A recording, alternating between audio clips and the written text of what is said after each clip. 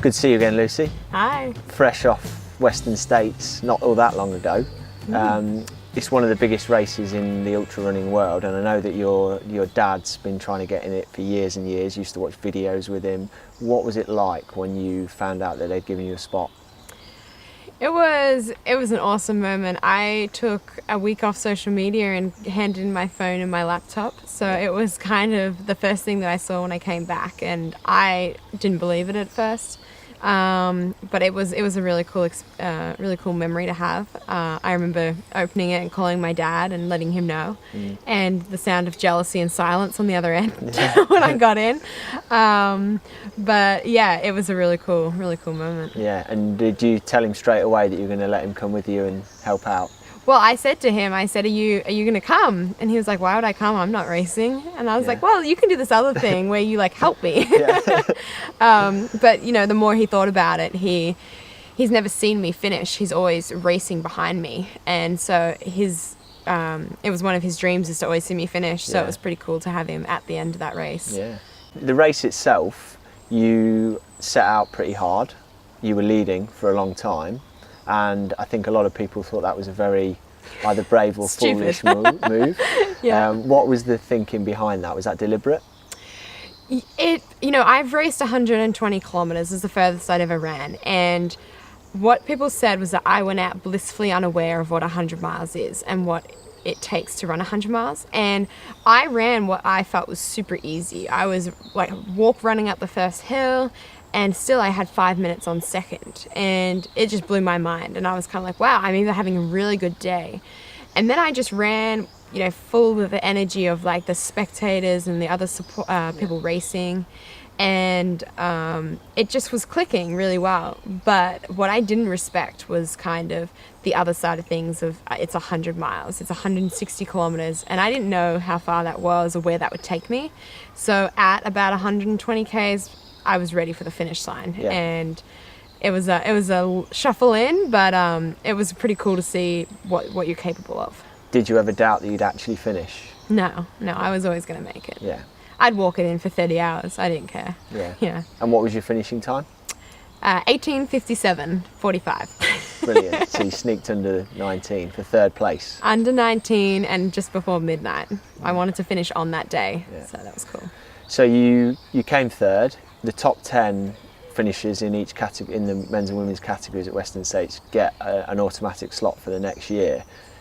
Are you going to take that slot?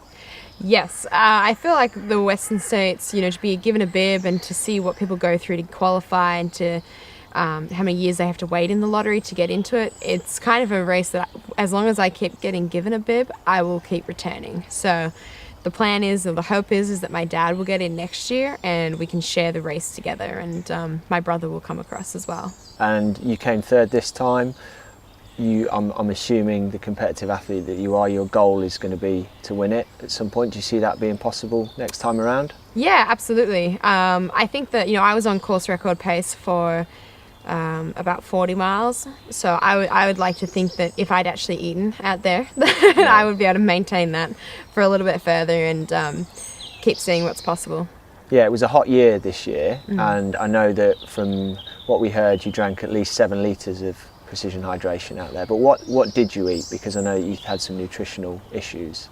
Yeah, I definitely relied a lot on the liquid calories, and precision hydration was my electrolyte source. And I got through the first section not too bad. It was when I got into the canyons and it got up to 45 degrees. And so food just didn't sound appealing. And so what I did eat out there was watermelon and fruit. That was fine. And then once people started to realize that I wasn't eating and that I needed to get some food in, at the 100K mark, I did eat some potatoes. And once I started to eat and my body kind of chilled out a little, it was kind of, I got really hungry and I realized how much I needed to eat. So yeah, I was just eating anything that I could get my hands on. Yeah. And was the heat in the race this year a big factor for you, do you think? Not for me. It's definitely, people build it up. They create this massive story about Western States and the heat, but really, everyone has the same, and all you can do is prepare. There is everything you need out there, being ice for to put down your clothing, cold water and places to cool down. So it wasn't a problem for me, and I definitely, in my mind, didn't build it up. I was just kind of, that was the least of my concerns. It was 100 miles that I was more worried about. Yeah, absolutely. Recovery after running the Western States 100 is a big deal. I believe you went on holiday to Mexico with your dad? Yeah, so on the Sunday after the Western States, I went to Mexico with my dad, and we traded shoes for surfboards, and we just surfed and ate tacos for 10 days, which was awesome.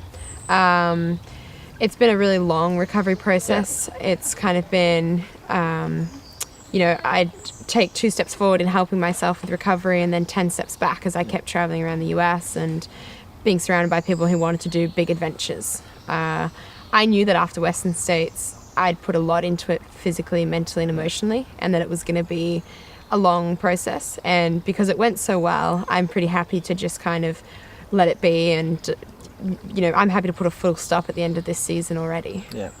I think the real reason everyone does it is the belt buckle. So what have you done with yours? My belt buckle has gone back with my dad to Australia. I tend to lose a lot of things when I'm traveling around out of my backpack, and it was something that I didn't want to lose. So hopefully it's back home in Australia waiting for me. Yeah, if he's not stolen it. Or it's on his belt, yeah.